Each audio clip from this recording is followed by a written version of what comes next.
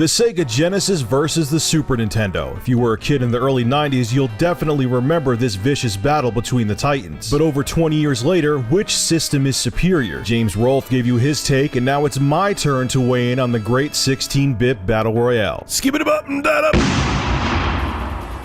So this first part isn't going to be me showing you commercials. James already did a really good job of that, explaining the whole Genesis does what Nintendo don't concept. What I'm going to do is tell you my story how I acquired both systems, because there's somewhat interesting stories, especially how I got the Sega Genesis. Okay, I lied. I am going to show one Sega commercial because it ties into the story. Genesis does 16-bit arcade graphics. You can't do this on Nintendo. Genesis does 16-bit sports action. You can't do this on Nintendo. Genesis Does. Genesis Does. Genesis Does. Genesis Does. Genesis does. Get Joe Montana free, Pat Riley free, Buster Douglas free, Super Monaco GP free, or Collins free. Genesis does. What Nintendo? Now imagine being 9 and seeing that video and having the only system you enjoyed being the original Nintendo. I did have a Sega Master System too, but I didn't enjoy it that much. Raston was okay, but most of the time I played the original NES and my Sega Master System collected dust. But unlike a lot of kids my age, I wasn't a huge fanboy. I went where good games were. I didn't care what brand was behind them, even when I was young. So seeing all those in-your-face Nintendo commercials from Sega and seeing all of those kick-ass graphics intrigued me. I wanted a Sega Genesis, and I asked for it for Christmas, but I was in for a huge surprise.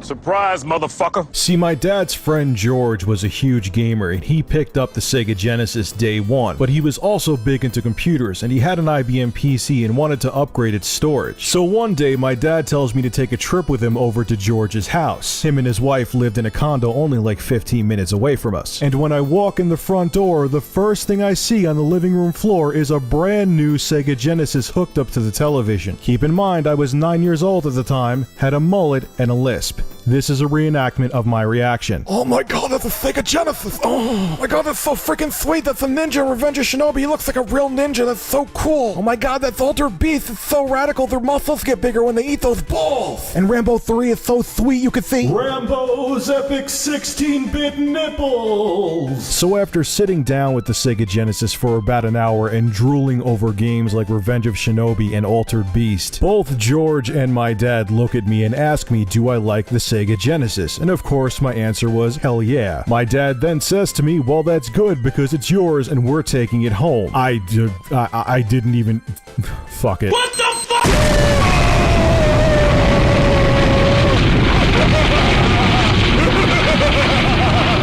Are you kidding me? I don't have to wait till Christmas? I don't have to wait for Santa Claus to drop his fat ass down the chimney and give me a Genesis? I can have this thing right now? So basically what happened was that my dad had a 100 megabyte hard drive, and back in 1990 having a 100 megabyte hard drive is like having a 3 terabyte hard drive now. And because George really needed this hard drive and didn't have the cash to buy it from my dad, he said he would trade the Sega Genesis for the 100 megabyte hard drive. So George gets a hard drive, I get a Sega Genesis, and my dad gets jack shit.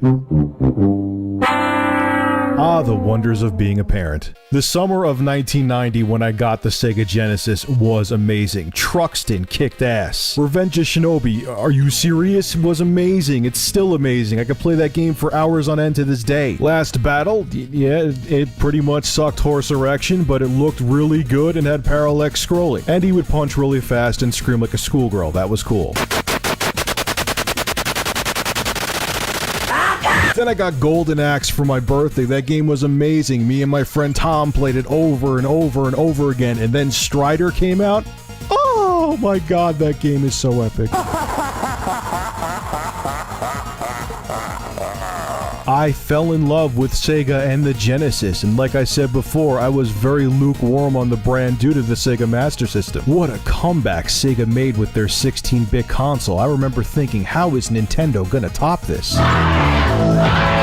What can they do to match Sega and the Genesis? Well, I was sure as shit about to find out. Fast forward to 1991. It was October. I was in 5th grade, and I had a buddy down in Westchester that was about to celebrate his birthday. Carl's family had money. money. They were loaded, and they got him every game console pretty much on release. NES came out, boom, had it. Sega Master System came out, got it on release. Sega Genesis came out, boom, day one, he had it. He always had every game system before me, and generally I was just excited to try him out. The only time I was ever jealous of him is when he got the Game Boy before I did. I remember being at his house and his mom wanted to drive him to the store to get a Game Boy, and I was so jealous that I actually pouted on the steps leading into his house and wouldn't go in the car with him to go pick up the system. Yeah, when my mom picked me up from his house and found out what I did, she almost kicked my ass royally, but I wanted a Game Boy and I was pissed that he was getting it first. But that's besides the point. We're off topic here. Back to the Super Nintendo. So for his birthday in 1991, guess what he got?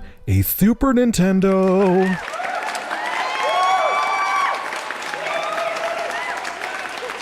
We were at his birthday party, everyone was doing their thing. I was sitting there staring at the box of the system. I could not wait to go back to his house, plug that thing in, and play it all goddamn night. It was Nintendo's new system. Are you insane? I was so excited, it was ridiculous. It was 16 bits! It was 16-bit Mario!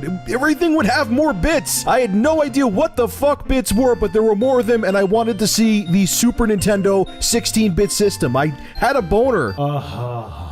Not really, but if I was a little bit older, I probably would have. I mean, God, just sitting there in his room, just playing Super Mario World, all the colors, the gameplay, the new controller, the sound, the way Super Nintendo sounded, it sounded like real instruments. No more beeps and bloops and bops and the tinny sound of the Genesis. This, to me, felt like a next-gen system. I couldn't get enough of it. He had Super Mario World, which was the pack-in game, and he had Pilot Wings. And I literally played it all night. I didn't stop playing it until the sun came up the next morning, because I knew I was not going to see the Super Nintendo again until I got it for Christmas. And then Christmas came! Jingle bells.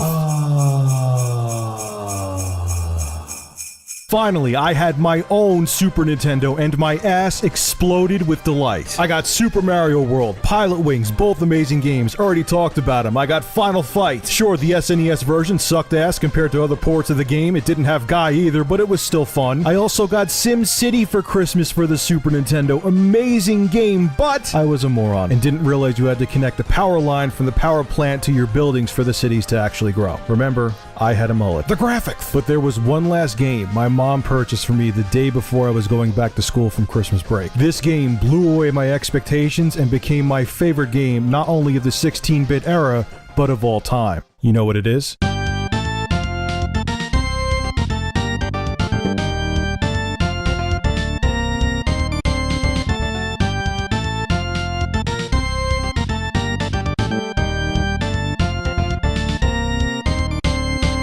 The controls were perfect. The music was incredible. It's still my favorite Castlevania music to this day. And the atmosphere was just fucking creepy. They nailed it. They have not made a game as good as Super Castlevania 4 since. Symphony of the Night came close, but it didn't top Super Castlevania 4. Richard, have you watched Egoraptor's Sequelitis episode on Super Castlevania 4? It's an ungraceful sequel. Here we go. They did not create the levels around Simon's new ability to whip in 8 different directions. There was no innovation. Oh my god, shut up. I don't want to hear about the Egoraptor episode every time I talk about Super Castlevania 4. It was a good game. I like it. I don't agree with his opinion. Oh, okay, folks. Those are my awesome childhood memories of when I first got the Sega Genesis and Super Nintendo. It was a great time to be a kid and a gamer, and I'll always cherish the good times I had with both systems. In part 2, we'll put the Sega Genesis and Super Nintendo toe-to-toe and see who I thought was the true king of the 16-bit generation. You're going to be surprised in what I have to say, so stay tuned.